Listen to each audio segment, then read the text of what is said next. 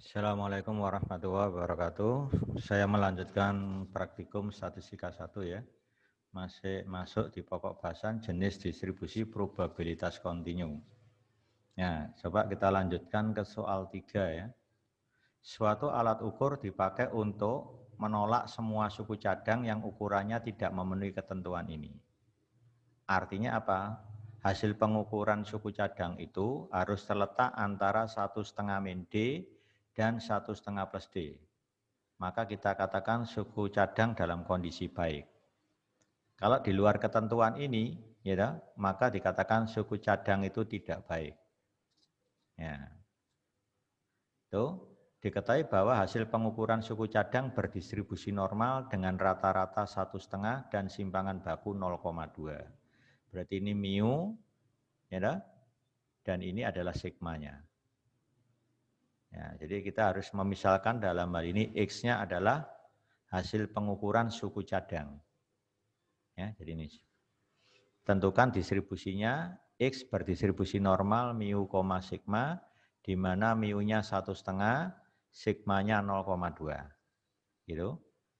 Pertanyaannya, tentukan nilai D sehingga ketentuan tersebut, maksudnya ketentuan ini, mencakup 95% dari seluruh hasil pengukuran.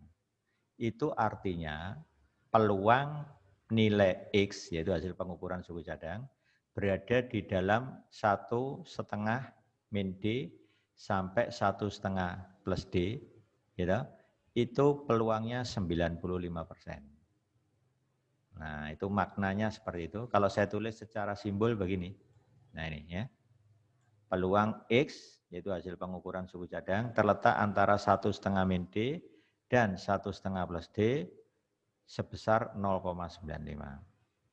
Ini kalau saya selesaikan dengan mengubah peluang X kurang dari 1,5 plus D minus peluang X kurang dari 1,5 min D, maka sulit. Kenapa? Karena kita belum bisa menghitung peluang X kurang dari 1,5 plus D dan peluang X kurang dari 1,5 min D. Yang besarnya 0,95. Maka caranya saya ubah menjadi seperti ini. Nah, ini cara yang kita gunakan ini. Dari mana kita memperoleh perumusan ini? Nah, ini saya jelaskan dulu dengan gambar ya. Kalau X berdistribusi normal rata-ratanya 1,5, simpangan bakunya 0,2, kurang lebih gambarnya seperti ini. Nah ini sumbu X, hasil pengukuran suku cadang. Rata-rata 1,5 berarti tepat di puncaknya kan? Ini 1,5. Nah nilai 1,5 plus D, ini kita asumsikan D-nya sebesar ini atau sepanjang ini. Berarti titik ini adalah titik kritis 1,5 plus D. Lawannya ada di sebelah kiri, 1,5 min D. Ya kan? Jadi 1,5 dikurangi D, ya kan? Lihat. Gitu. Luas ini sama luas ini sama karena simetri di 1,5. Nah, luas yang saya maksud ini adalah 0,95. Ini yang dirumuskan dalam bentuk peluang tadi. Peluang X antara 1,5 min D dan 1,5 plus D seluas ini atau 0,95. Karena simetri berarti luas sisi kiri dan sisi kanan harus 2,5% atau 0,025. Ya. Sehingga kalau di total harus sama dengan 1 kan. Ingat secara definisi luas daerah di bawah kurva distribusi normal itu selalu 1 kan. Kalau begitu sisi kiri harus 0,025, kanan 0,025. Dari gambar ini saya bisa menyimpulkan peluang X kurang dari 1,5 plus D, berarti gambar yang dihasilkan semua ini. Nah, kan berarti 0,025 ditambah 0,95. Sehingga saya dapat rumusan seperti ini. Peluang X kurang dari 1,5 plus D sama dengan 0,025 ditambah 0,95. Ketemu ini ya. Nah, bagaimana cara mendapatkan nilai ini? Untuk mendapatkan nilai ini kita menggunakan Minitab dengan perintah inverse CDF. Ya. Masih ingat inverse CDF? Ya, ini kan peluangnya sudah berbentuk kumulatif kurang dari. Berarti pakai CDF kan? Karena yang ditanyakan batasnya, sedangkan peluangnya diketahui, maka untuk mencari batasnya ini kita harus pakai perintah invers CDF. Invers CDF 0,975, ya, simpan hasilnya di K1 misalkan aja, titik koma, enter, baru ketikkan normal. Normalnya umum, yaitu mu-nya 1,5, simpangan bakunya 0,2, akhiri dengan titik, baru enter. Ya. Oke, saya peragakan Minitab-nya. Ya, saya hitung di sini. Ini saya hapus saja. Nah, ya. Biar isinya enggak banyak. Oke, saya mulai di sini. Jadi perintahnya adalah invers CDF 0,975, simpan DK1, distribusinya adalah normal, rata-rata 1,5, jadi nulisnya harus pakai 1,5 ya. Simpangan baku 0,2, nulisnya pakai 0,2. Jangan lupa diakhiri titik, baru kita enter. Print K1. Nah, K1 ini adalah nilai dari 1,5 plus D. 1,89199, ya kan? Dari sini saya dapat D-nya 0,391993. Ya. Seperti itu caranya ya. Ini untuk soal 3. Sekarang perhatikan soal 4. Nah, coba soal 4. Nah, ini supaya nulisnya agak cepat, saya copy aja dari sini ya. Saya copy aja dari sini. Mulai dari sini ya. Oke, ini saya copy untuk soal 4. Nah, di mana ini soal 4 ini?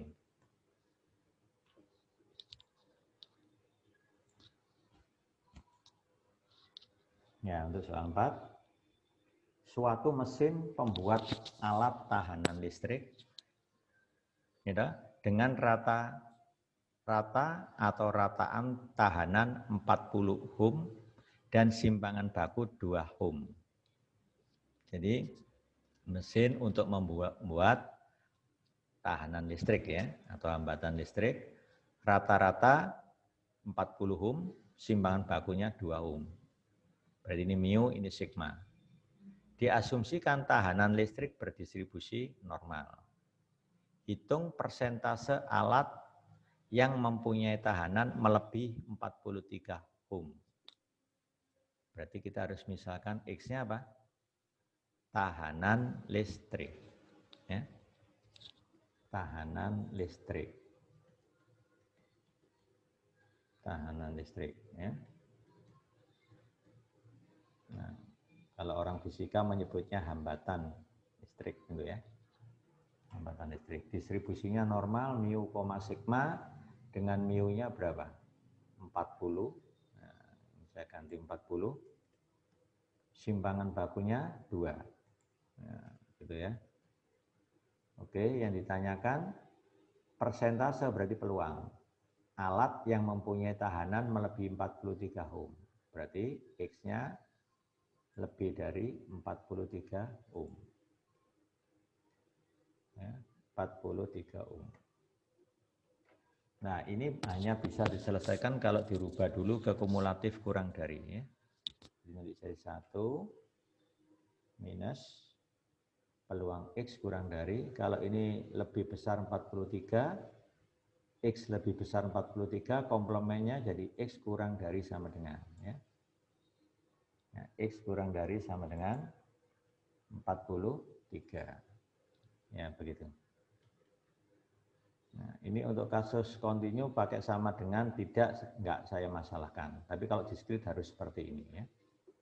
Oke, kalau sudah begini perumusan sudah selesai, tinggal menjawab. Ini sudah berbentuk kumulatif kurang dari, selesaikan dengan perintah CDF. Ini K1, sedangkan K2 ini adalah hasil yang kita cari. Di K2 tadi 1 dikurangi K1. Ya. Jadi nanti K2 itu rumusnya 1 dikurangi K1. Jadi perintah mintapnya CDF, ya. CDF berapa? 43, taruh di K1, distribusinya normal, normalnya umum ya, rata-ratanya 40, ya, simpangan bakunya 2. Nah, oke, seperti ini. Nah, baru kita simpan hasilnya di K2. K2 itu kan berarti 1 dikurangi K1. Ya, 1 kurangi K1. Jadi ingat ya, kalau Anda menjawab dengan bantuan komputer, perumusan peluang jangan sampai salah. Ini yang penting. Salah perumusan, hitungannya pasti salah. Ya. Kalau sudah, baru kita print K2. Ya. Print K2. Nah, ternyata peluangnya atau persentasenya 0,0668. Ya. Tuliskan di sini 0,0668. Itulah jawabnya ya. Oke, saya kira seperti itu. Ya. Saya geser aja. Ya, jadi jawabnya, jadi persentase alat yang mempunyai tahanan melebihi 43 ohm sebesar 6,68%. Gitu kalau dijawabnya. 6,68%. Jadi kalau dijawab, jadi persentase ya, alat yang mempunyai tahanan melebihi 43 ohm ya.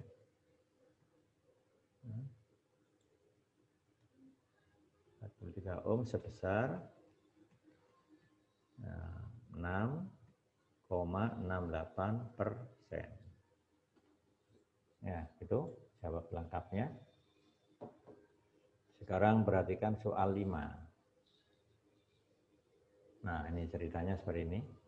Coba Anda renungkan sambil mencoba di kertas gitu ya. Mencoba di kertas, soalnya seperti ini. Nanti persepsi jawaban masing-masing bisa kita cross check dengan jawaban saya nanti ya. Coba perhatikan, saya beri tenggang waktu supaya Anda mencoba dulu. Maksudnya apa? Ya. Saya bacakan. Dalam suatu proses industri, diameter piston merupakan bagian yang penting. Piston itu kalau misalkan industrinya itu adalah pembuatan atau perakitan sepeda motor gitu ya. Piston itu shaker itu ya. Kalau orang awam bilang shaker. Dan ini penting. Piston ini kalau diameternya misalkan dirancang 15 cm, misalkan aja gitu. Kalau kelebihan, maka tidak bisa, istilahnya tidak bisa gerak piston itu. Sehingga sepeda motor macet. Terlalu sempit, terlalu mengecil diameternya, ya, itu juga dol, nggak bisa mompa. Terlalu rapat juga nggak bisa mompa. Nah, harusnya apa? Pas. Nah, itu kan pas kan.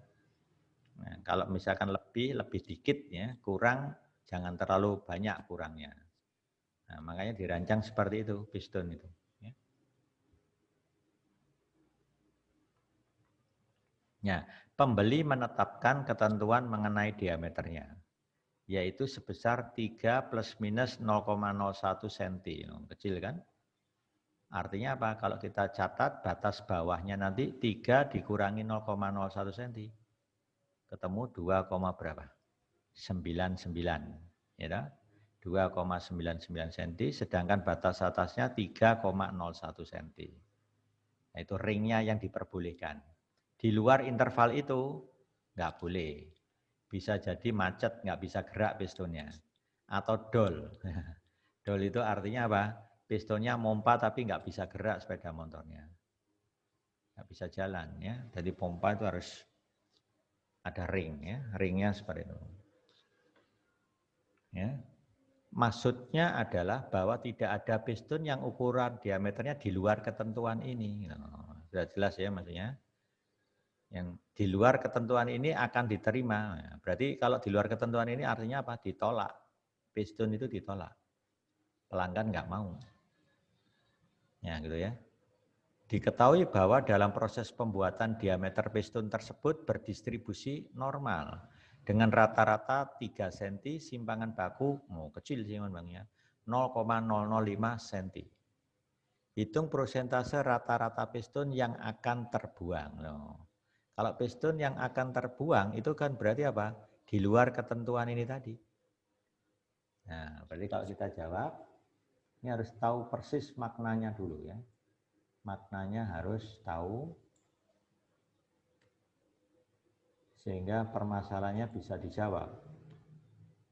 Ya, apa X di sini? Diameter piston.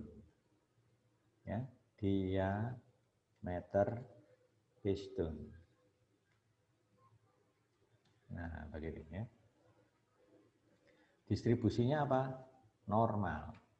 Rata-rata 3 cm, gitu. Simpangan baku 0,005.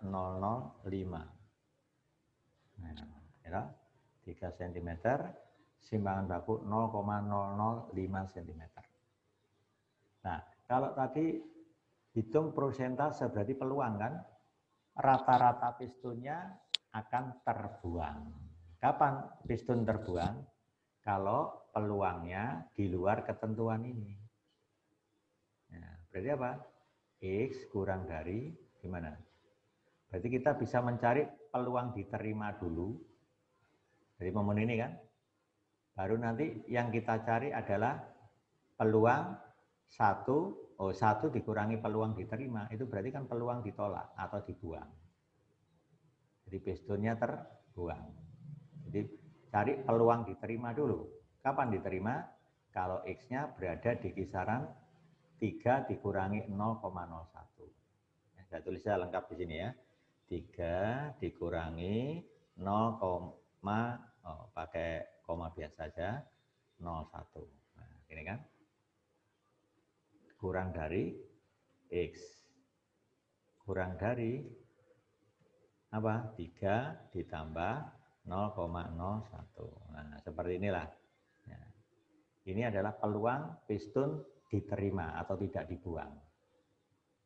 Ini kan, ini kita hitung dulu. Ini kan sama aja apa? Peluang. Peluang apa ini? Ini saya tulis di sini. 3 kurangi 0,1 ketemu 2,99 ya.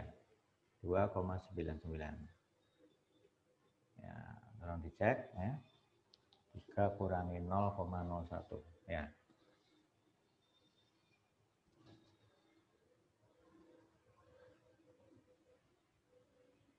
Ya, benar ini. Terus batas atas 3,01. Ya, gitu ya. Ini kita hitung dulu, perintahnya apa?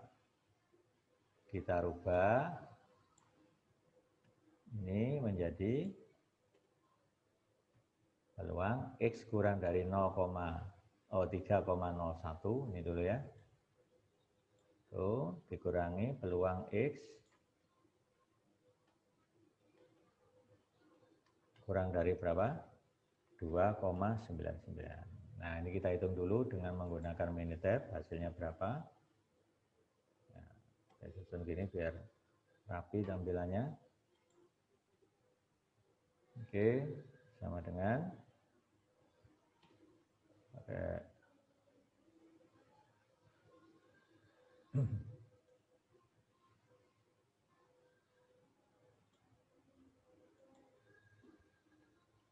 ya, pakai insert lesson sama dengan hasilnya ya.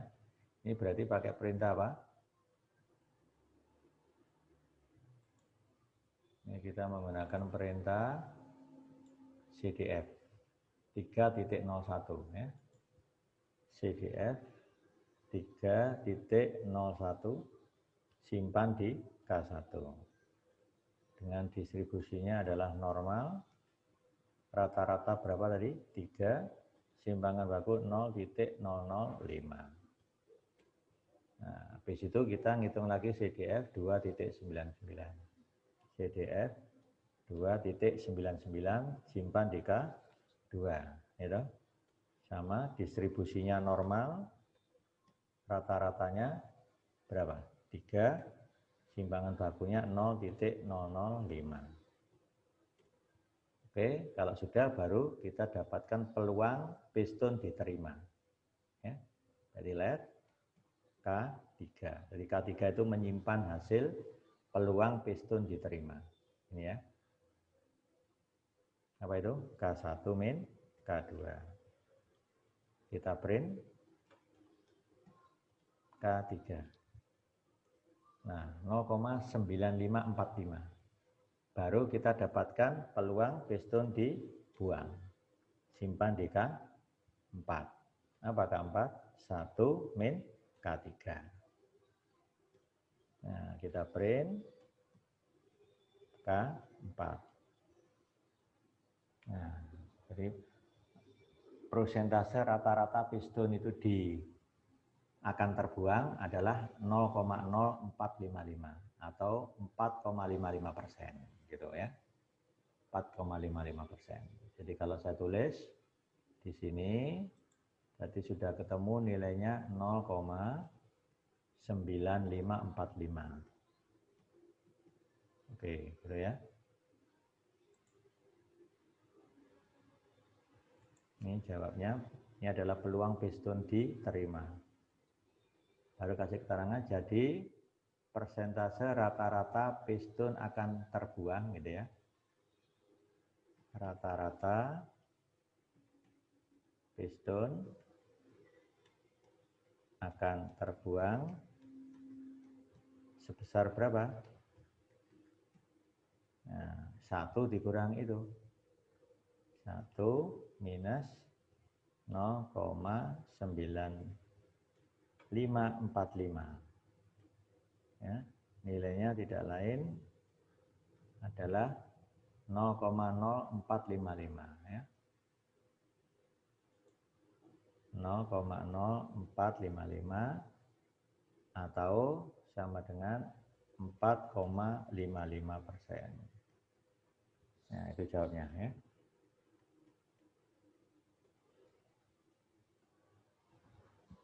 Ya, jadi seperti itu. Jadi rata-rata piston akan terbuang tuh persentasenya 4,55%.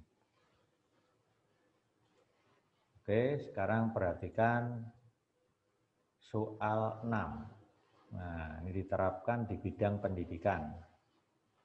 Coba silakan Anda mencoba, nanti cross check dengan apa yang saya bahas di sini ya. Nah, ini ceritanya seperti ini. Silakan sambil mencoba ya. Jadi kalau Anda tahu maksudnya silakan dijawab. Nanti kalau jawabannya sama dengan yang saya jelaskan ini berarti Anda sudah paham. Nah, berarti pertama selalu memisalkan X dulu. Lihat ya penjelasannya. X itu apa? Distribusinya X itu apa? Rumusan peluangnya bagaimana? Baru jawaban.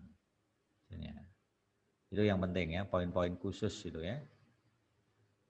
Ya, coba soal 6 saya bacakan. Nilai rata-rata ujian statistika adalah 74 dan simpangan bakunya 7. Berarti ini populasi ya. Rata-rata 74 dan simpangan bakunya 7. Ini mu, ini sigma. Diasumsikan nilai ujian statistika itu berdistribusi normal. Nah, normal kan? Dan diketahui 12% dari peserta ujian mendapat nilai A. 12% dari peserta ujian mendapat nilai A. Tentukan batas terkecil untuk mendapatkan nilai A. Nah, di mana ini maksudnya ini? Ya, ini maksudnya bagaimana? Batas terkecil mendapatkan nilai A. Nah, silakan direnungkan dulu, jawab ya. Ini saya kasih ini jalan ini dulu ya. Kalau merumuskan peluangnya sementara ini tak kopikan aja. Mulai dari jawab. Nah, ini.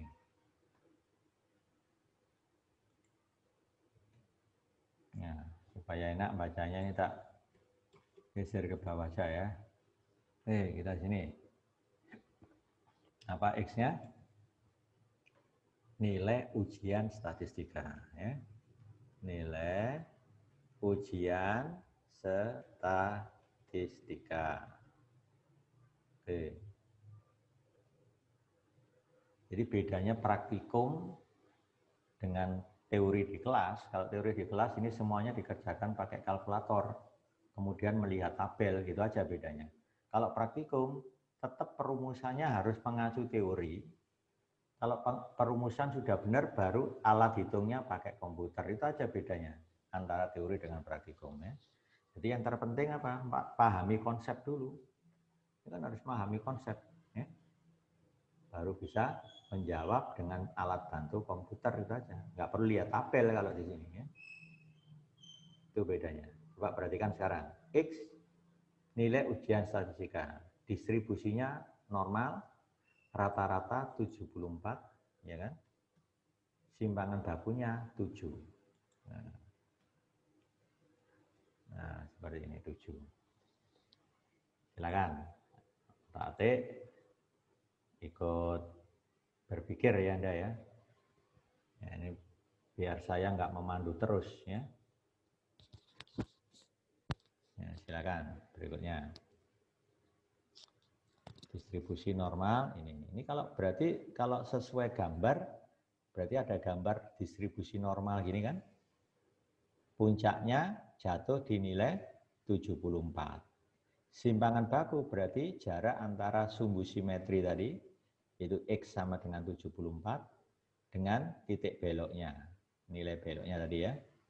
Itu adalah jaraknya 7, itu sigma. Silakan.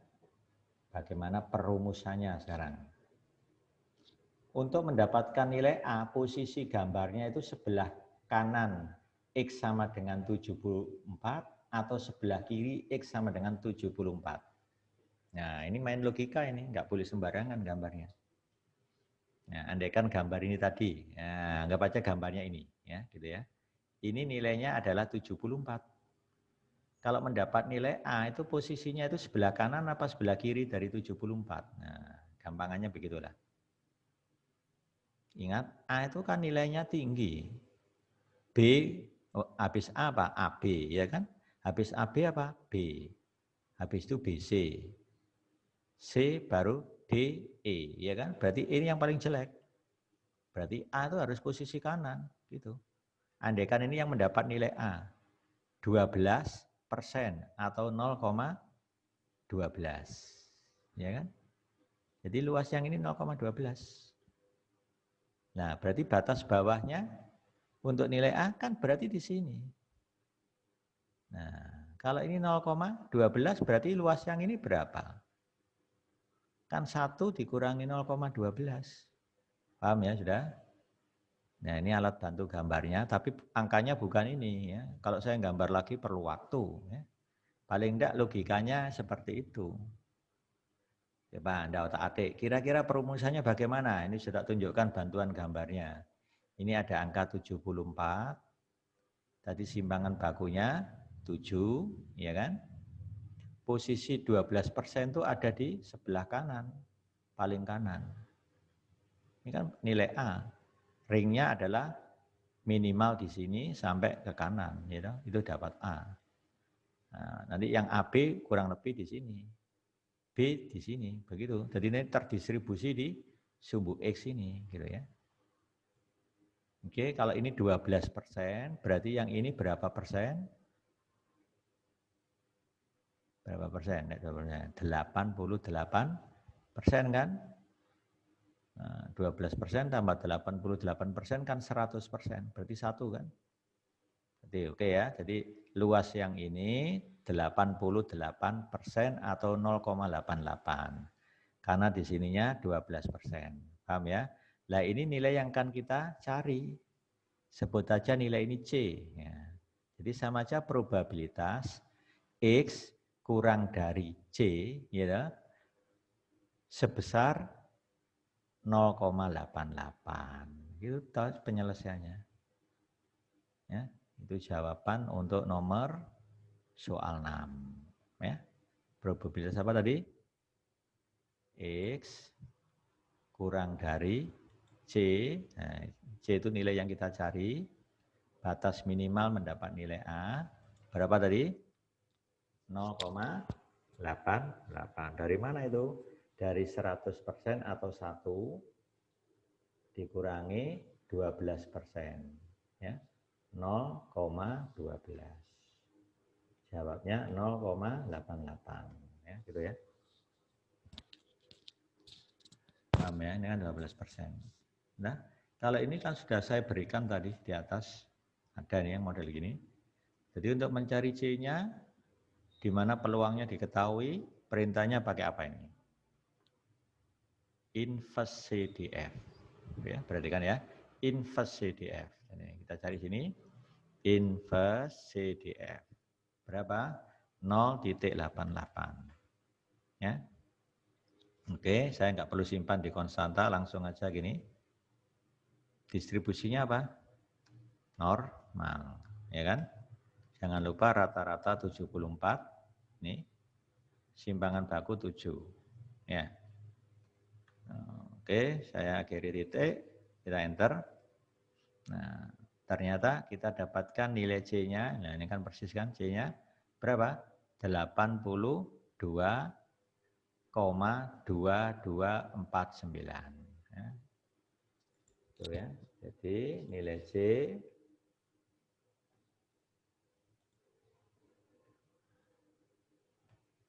sama dengan 82, berapa? 2249. Ya, seperti itu cara jawabnya ya. Ya, baru kasih penjelasan di bawahnya. Ya. Batas terkecil mendapat nilai A adalah ya.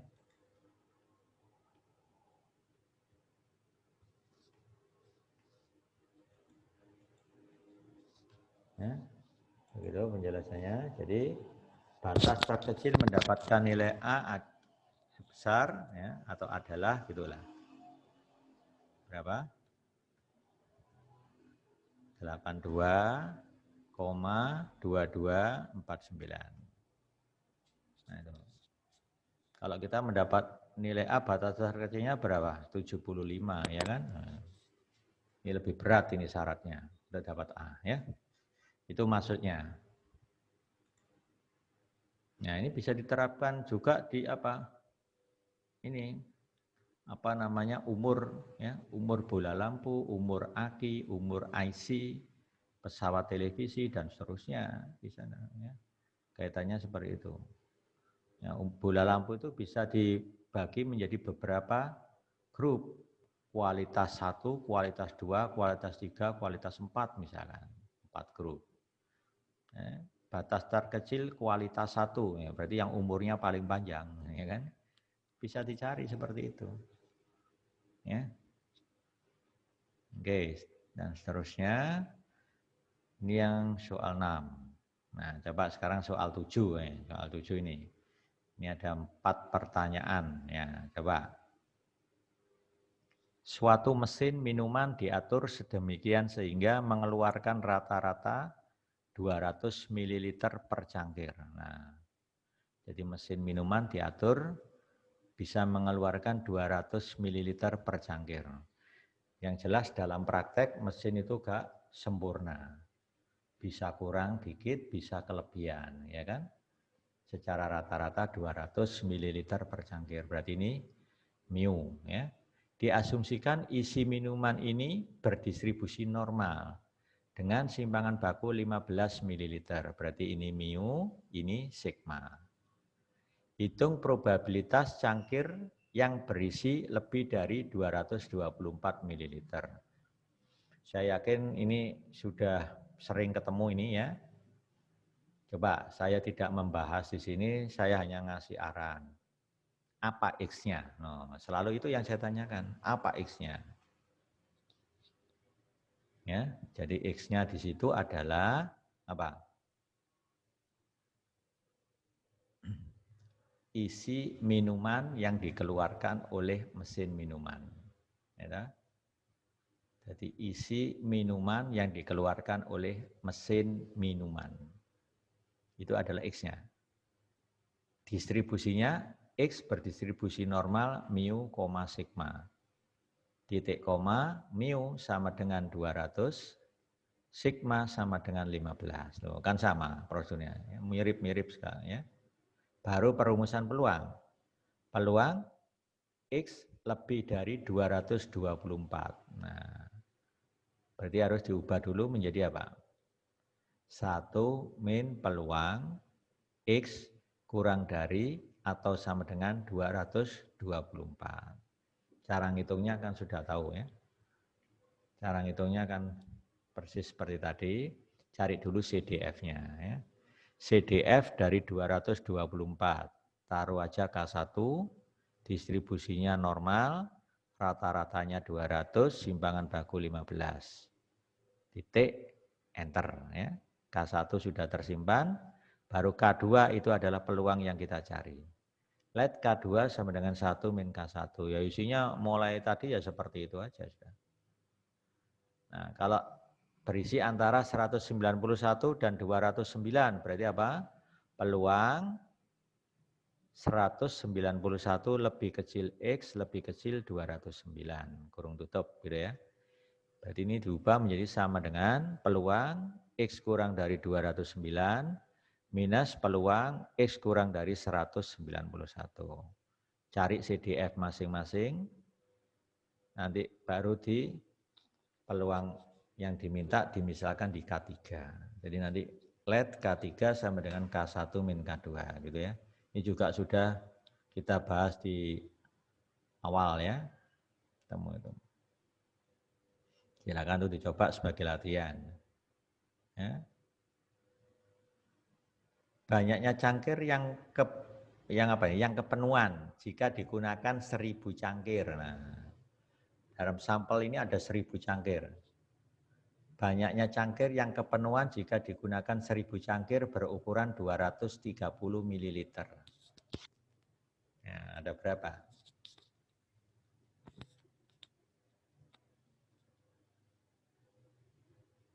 Ya, kalau kepenuhan kan berarti apa? Kita cari dulu peluangnya yang berukuran 230.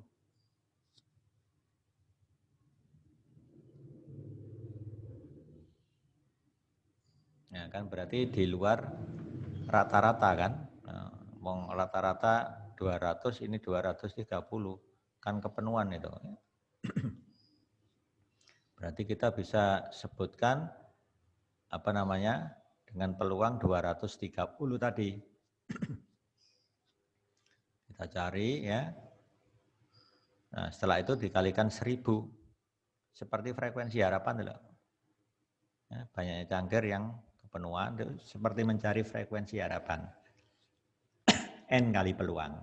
N-nya 1000, peluangnya yang berukuran 230 dihitung, nanti tinggal dikalikan, gitu ya.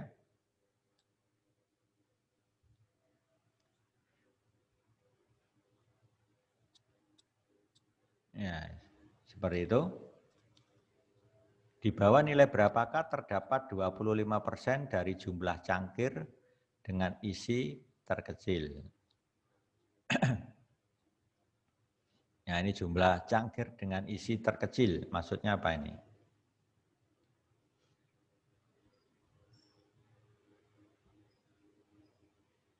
Nah, kalau kita gambarkan rata-rata 200, simpangan baku 15. Ya, dari jumlah cangkir dengan isi terkecil. Isi terkecil itu kan berarti di bawah 200 gitu ya. Anggap aja di bawah 200. Nah, berarti apa? Di situ X-nya kurang dari C, ya, terdapat 25%. Ya, berarti 0,25. Ya. Jadi peluang X kurang dari C sama dengan 0,25. Cari C-nya pakai inverse SDR. Ya. Ya, seperti itu ya. Silakan nanti dicoba. Nah, sekarang kita masuk ke distribusi chi-square. X berdistribusi chi-square derajat bebas 4. Ya, gimana ini kalau kita jawab? Ya, intinya mirip dengan ini, cuma kita menggunakan distribusi chi-square. Ya, jadi X berdistribusi chi-square di sini bukan aplikasi, tapi teoritis, ya nyebutnya gini aja, nggak perlu dimisalkan, karena bukan aplikasi kan. X berdistribusi chi-square, berarti lambangnya pakai chi-square ya. Nah ini lambang chi-square, kita bisa cari di sini. Nah, di sini nggak ada, kita pilih di grid. Nah ini chi-square, ya kan?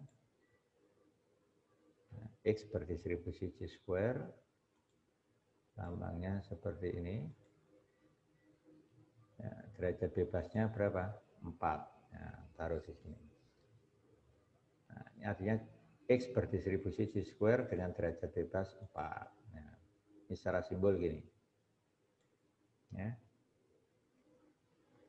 Kemudian hitung probabilitas nilai X antara ini. Nah, ini kalau saya tuliskan, ya, beda cara di tabel dengan cara di komputer. Ya, perhatikan ini. Ya, begini ya, yang diminta. Nah, kalau cara menggunakan komputer, ini tetap harus dibuat kumulatif kurang dari. Ya, gitu ya. Ini kita bandingkan dengan tabel, coba kita lihat. Ya.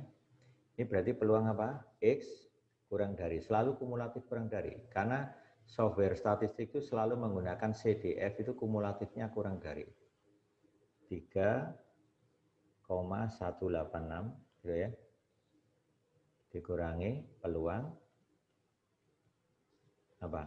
X kurang dari 1,214. Oke, baru kita dapatkan hasilnya. Ya.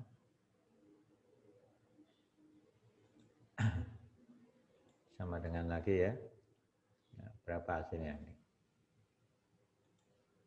Nah, kita hitung dengan Minitab ya. Nah, berarti kalau kita hitung dengan Minitab, berarti nanti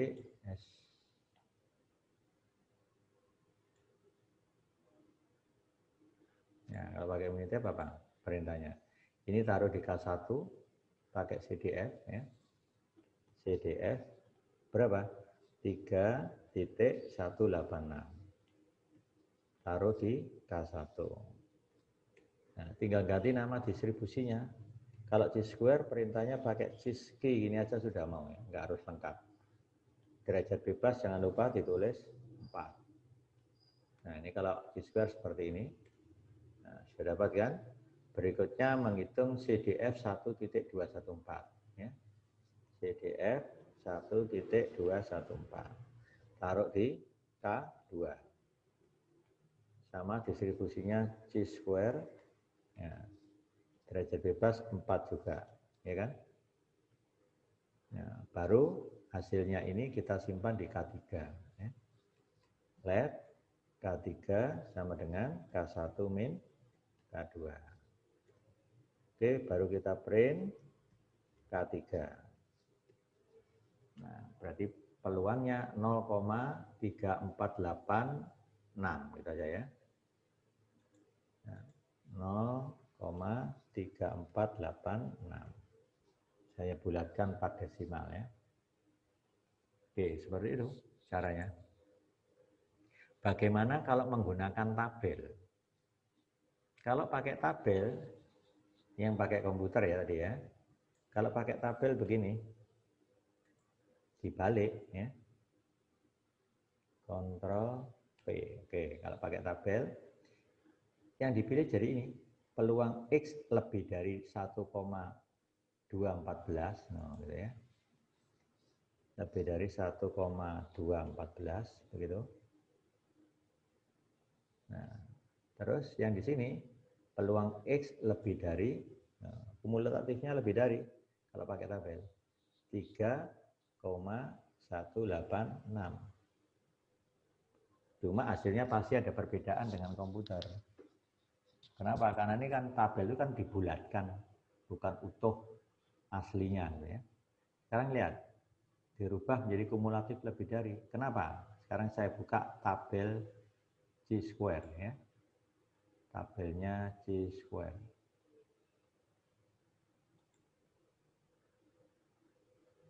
Kuliah online. Oke. Nah, ya.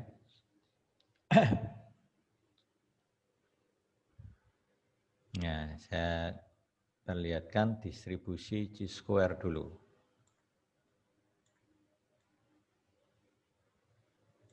T, nah ini ya, distribusi C-square. Nah, lihat, kan kumulatifnya lebih dari. Makanya harus diubah menjadi probabilitas X lebih dari. Ya. Tadi C-square-nya pakai, nah cuma kalau C-square itu terbatas ya. Kita menggunakan tabel ini terbatas. Coba mudah-mudahan ada ya, tersaji di sini ya. Tadi kalau kita lihat, C-square derajat bebas 4, berarti lihat barisnya 4 ya. Kemudian dicari nilai ini, batasnya 1,214. Nah ini derajat bebas 4 kan. Nah cari 1,214, ada apa enggak? Nah kalau enggak ada, berarti apa? Saya harus membuat dulu. Ini harus membuat dulu, di tabelnya enggak tersedia ternyata di sini. Nah memang terbatas ya kalau tabel itu. Kalau kita cantumkan lengkap ya ini ada jutaan nilai alfa. Ini kan alfanya hanya saya batasi yang ada-ada aja. Ya. Jadi kalau misalkan saya buat sebenarnya ya bisa. Ya, pakai Minitab juga. Ini tabelnya ternyata nggak tersedia nih. Lihat, derajat bebas 4, Anda cari angka 1,214. Nah, angka 1,214 nggak saya temukan di sini. Ini baru, nah, 1,214. Ini naik kan? Nah, kurang lebih di antara 1,214. 214. Nah, berarti antara ini sama ini. Itu kan ada jutaan nilai ini. Kita nggak bisa menentukan. Yang